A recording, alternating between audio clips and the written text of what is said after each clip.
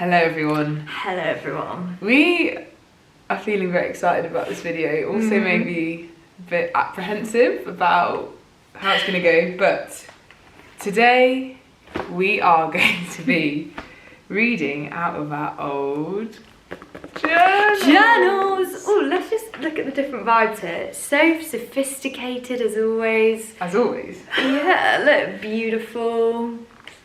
Nice, Rach. This is my year 6, 7, 8 journal.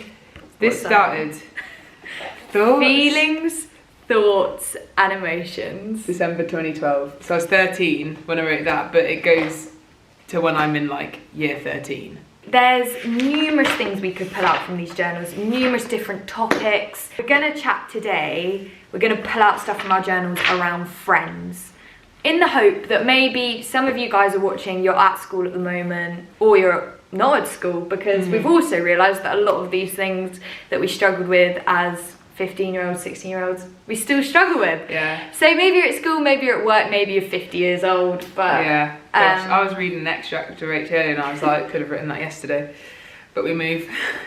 So I think for me, what I've noticed quite a lot is a lot of like analysis over my friends. And I think within that, I can just see like I was so aware and sensitive to being left out. Like, so for example, this.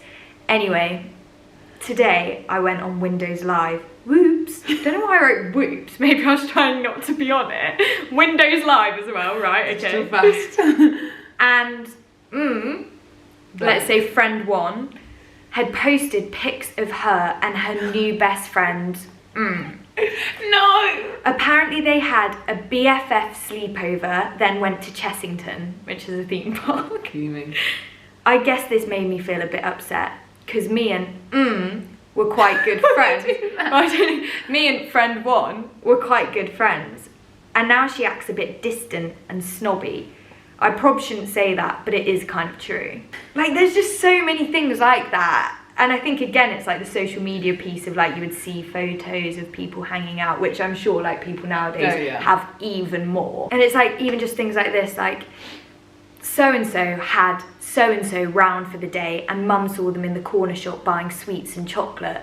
And I just remember a really big thing for me. She's got eyes everywhere. Yeah, would be like finding out people had met up without me. And I would struggle with that so much. And I think sometimes with girls, there can almost be this bit of like a weird thing where like, you know when girls can just be quite mean and they'll like almost drop it in like, oh, do you remember the other day so-and-so when we went and did this, knowing that you're there and knowing that's probably going to upset you. And I remember just having situations like that and just being so hurt that like I was left out of those things. Yeah, I think that that's something that people our age, like me at times, can struggle with, like seeing people hanging out. Oh, I wasn't invited. Yeah, I guess the initial feeling always is, oh, they didn't think to invite me, or oh, like they don't want me there, or oh, but like you say, the older you get, the more you can rationalise that's okay for that person to have other friends. But I was saying to Soph earlier just on this, in primary school as well, I used to really struggle with this. I remember just being so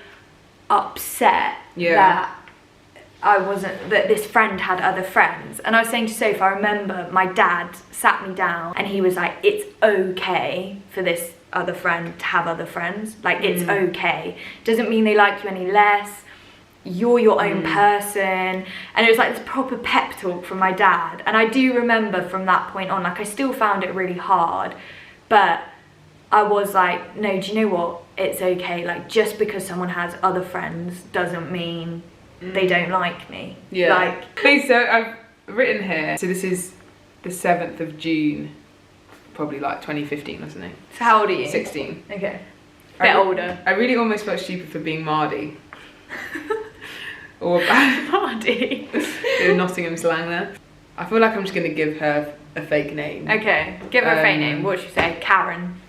Yeah, Karen. Let's go with Karen. I don't know any Karens really. So me getting jealous about Karen and her new friend is so silly.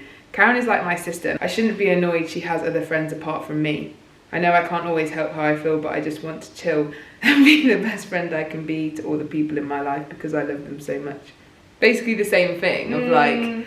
But so at that point, because you're older, you're way more like, at least you can acknowledge like, I want to chill. Whereas like when you're even younger, it's just like, like.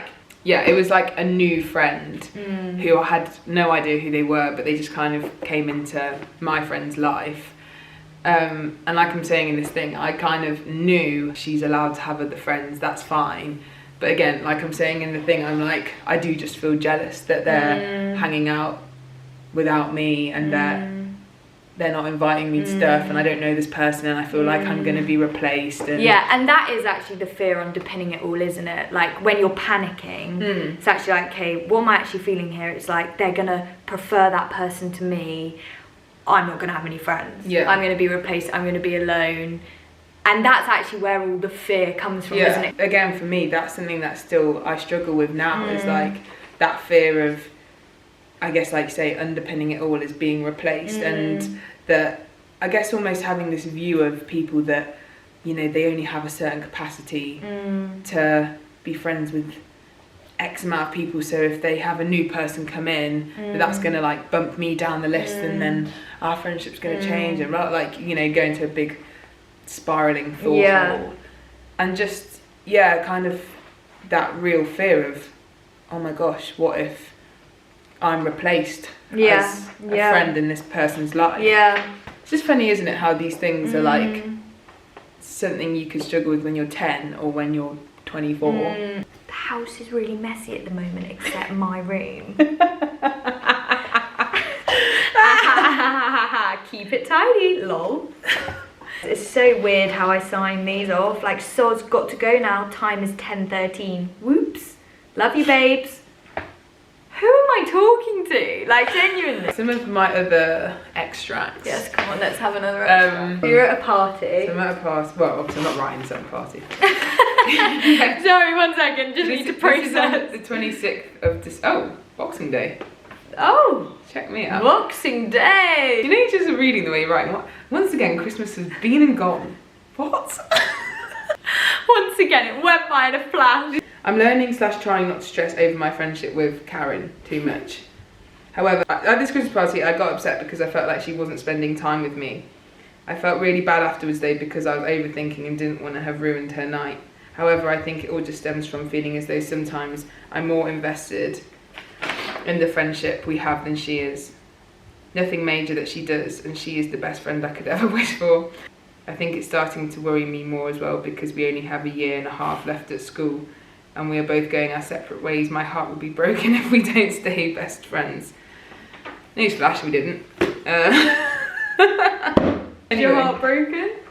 Heart's feeling fine, to be honest. And to be honest, guys, that is actually like, if any of you are right now feeling that way that Soph did at that age, heart's not broken. So when things can sometimes feel so intense in the moment, like I felt like that, like especially going to uni, I don't know if anyone's in year 13, like you're like, my life will genuinely fall apart if these friendships change or feel different.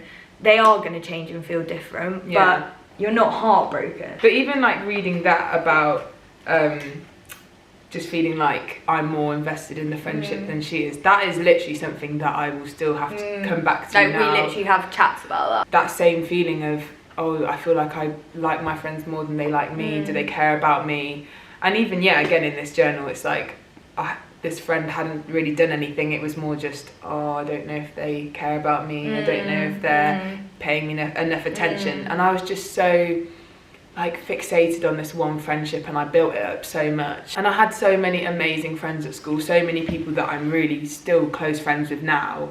And if I just reflect back, I wish I could kind of just tell myself like, this friendship is great, but like you've also got, you know, these other amazing friends around you, and you don't need to put all of yourself into this one friendship and just, you know, at every word they say, it's like make or break. Like, literally, if they like you, if they're showing you attention, it's you're a on good top of day. the world. If they don't, it's a bad day. I think if I could like go back and speak to myself, then, what would you say?